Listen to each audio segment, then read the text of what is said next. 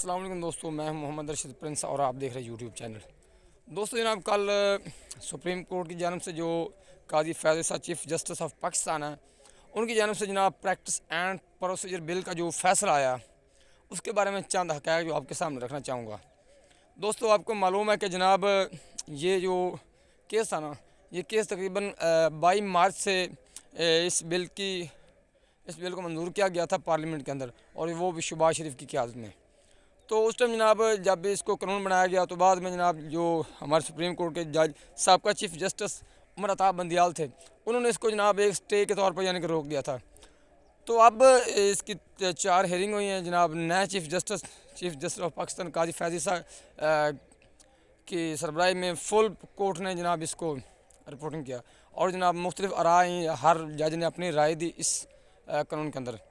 तो 3 शिकों पर यह फ़ैसला जो है वो सामने आया। सबसे पहला जो फ़ैसला था वो ये था कि जनाब जो आज ख़ुद नोटिस लेते थे ना हमारे चीफ़ जस्टिस साहब, उनका जो इख्तियार है वो ज़रा अब महदूद कर दिया गया, यानी कि उसको डिवाइड कर दिया गया है कि अब जो सीनियर तरीन 3 जजेस होंगे वो जनाब एक पहले मुकम्मल तौर मुशावरत करेंगे, बाद में जनाब उस पर जनाब क्या कहते हैं कि अपना आज ख़ुद नोटिस लिया जाएगा। तो जनाब और इसके अलावा जनाब जो भी यानी कि हमारे जो चीफ़ जस्टिस हैं वो जनाब इसी जनाब जो कमेटी होगी सीनियर 3 जजों की कमेटी, इसकी क़यादत में जनाब जो भी मुख्तलिफ यानी कि बेंचेस होंगे, रोस्टर होंगे, जनाब उनको वो ख़ुद ब खुद तरतीब दे सकेंगे। ठीक है, इन 3 जजों की मुशावरत से। इससे पहले ये हुआ करता था कि जनाब चीफ़ जस्टिस साहब खुद ही जनाब जो चाहते मर्जी बेंच बना सकते थे, और जो भी केस होता था उनके हवाले कर सकते थे। अब ये जनाब चीफ़ जस्टिस का जो अख्तियार है इसको भी डिवाइड कर दिया गया है। दूसरे नंबर पर जो इसके अंदर शिक थी वो ये थी कि जनाब जो पहले रिव्यू होता था ना, यानी कि एक केस का जो फ़ैसला आ चुका है, उस केस के फ़ैसले के अंदर आप सिर्फ रिव्यू कर सकते थे, यानी कि उसको अदालत भेज, लेकिन उस पर अपील का हक़ आपको हासिल नहीं था। लेकिन अब ये है कि जनाब कल जो फ़ैसला है, दूसरी शिक ये है कि जनाब उसके अंदर अब आपको अपील का भी हक़ मिल सकेगा। अगर सुप्रीम कोर्ट ने कोई ऐसे केस का फ़ैसला सुना दिया जो आपको सही नहीं लगता, तो आप उस पर सुप्रीम कोर्ट के अंदर दोबारा अपील कर सकते हैं।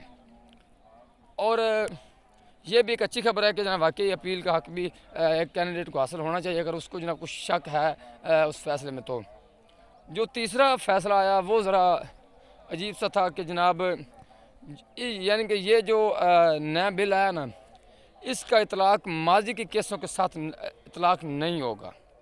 माजी केस अब इससे बहुत ज़्यादा केस हो चुके हैं। जो रिपोर्टिंग रात को हो रही है, मुख्तलिफ जो तजिया कार अपना तजिया दे रहे हैं, वो तो ये कह रहे हैं कि जनाब जो नवाज शरीफ का पनामा केस है वो भी इसके अंदर शामिल होता है, क्यों ज़ाहिर बात है वो पहले गुजर चुका है, तो उस पर फ़ैसला आ चुका है। तो इस बिल के मुताबिक उस पर जनाब नज़रसानी की दरख्वास्त दूर की बात है, उस पर अपील का हक़ भी खो दिया गया है। अब नवाज शरीफ साहब या जंगीर तरीन साहब वो नाअहल हैं और तायात नाअहल रहेंगे। अभी तो जनाब यही इतलात आ रही हैं, लेकिन इसके बरक्स अच्छा ये तीनों शिकों का जनाब चीफ़ जस्टिस काजी फैज़ ईसा साहब ने फ़ैसला सुना दिया, और जनाब जो पहली शिक थी उसके अंदर जनाब 5 जजेस ने मुखालफत की और 10 जजेस ने एग्री किया जनाब चीफ़ जस्टिस के साथ।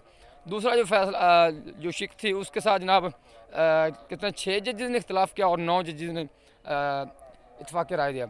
लेकिन जो लास्ट शिक थी ना, जो माजी तलाक़ के हवाले से थी, तो उसके अंदर जनाब 8 जजेस ने इख्तलाफ किया और 7 जजेस ने एग्री किया। तो इसलिए जनाब जो लास्ट था इस यानी कि बिल का हवाला उसको रिजेक्ट कर दिया गया सुप्रीम कोर्ट की जानब से। तो ये था मुकम्मल तौर पर प्रैक्टिस एंड प्रोसीजर बिल का मुकम्मल तौर पर फ़ैसला। तो अब देखते हैं कि जनाब जिस तरह के कल से बहुत ज़्यादा पाकिस्तान तहरीक इंसाफ की जानब से ख़ासकर जनाब एक रद्दमल उन्होंने अपनी जो ऑफिशियल अकाउंट है ट्विटर का, उससे जनाब एक ट्वीट भी किया, और जनाब उन्होंने मुख्तलिफ जो नाम ले लेकर यानी कि कुछ सियासतदानों के उन्होंने ट्वीट किया है। बहरहाल ये एक सियासी बहस है, लेकिन ये जो प्रैक्टिस एंड प्रोसीजर बिल था, जिसकी यानी कि तमाम आदमी बड़ी देर से बेसब्री से इंतज़ार था इसका फ़ैसला क्या आता है, उसका फ़ैसला आ चुका है। तो ये 3 शिकों पर उसका फ़ैसला मुकम्मल तौर पर सुना दिया गया है।